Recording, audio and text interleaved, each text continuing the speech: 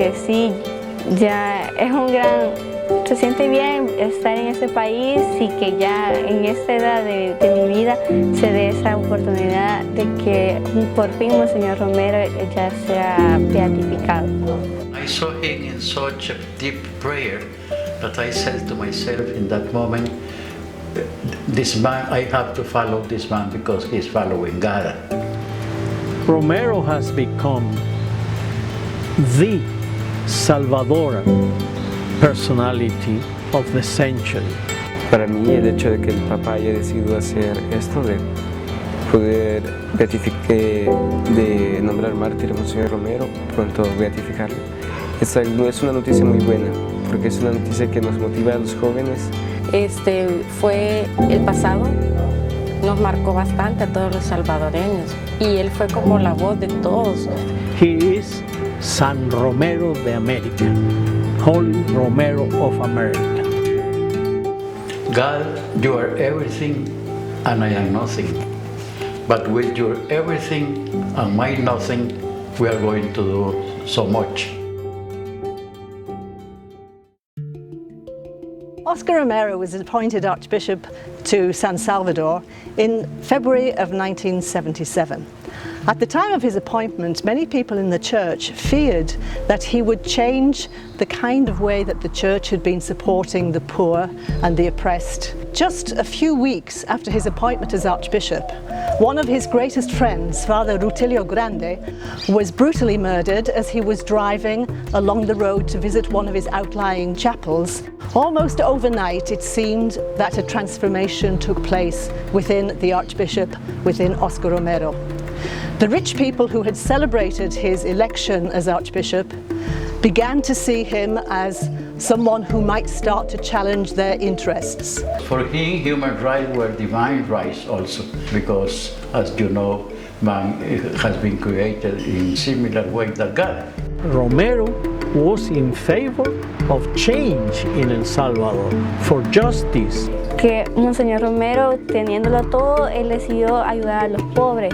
When he was visiting the parishes in the outskirts of El Salvador, the poor neighborhoods, people were terribly aware of the fact that the real church was with them. One of the things that CAFOD was able to do with Archbishop Romero was to ensure that his voice could be heard. He made radio broadcasts, his sermons every Sunday. His enemies amongst the wealthy and the powerful dynamited his radio station. CAFOD was able to be there to lend a helping hand to rebuild that, to make sure that his voice was heard. CAFOD became enormously interested, in Monseñor Romero. Somebody said to him, Bishop, when are you going to finish this fight with the government? And Bishop Romero said, I don't have any fight with the government. The people have a fight with the government, and I am beside the people. He was afraid, and he feared for his life, his own life. On the evening of Monday, the 24th of March in 1980, Archbishop Romero was celebrating Mass in the chapel of the Hospital of Divine Providence, where he lived.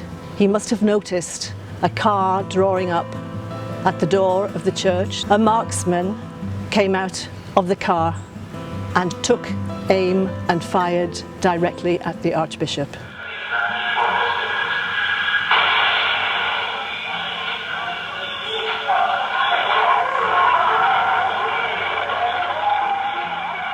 After the shooting of Bishop Romero, for me was terrible, for so many persons was terrible, and the poor people said, who is going to defend us now? The situation was getting worse and worse until the civil war started 1 year later.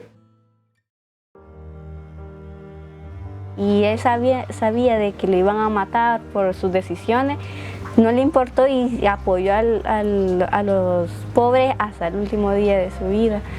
It took more than 20 years for the process of beatification to reach the point where Pope Francis declared that Archbishop Romero was indeed a martyr, and as such that his beatification would follow soon.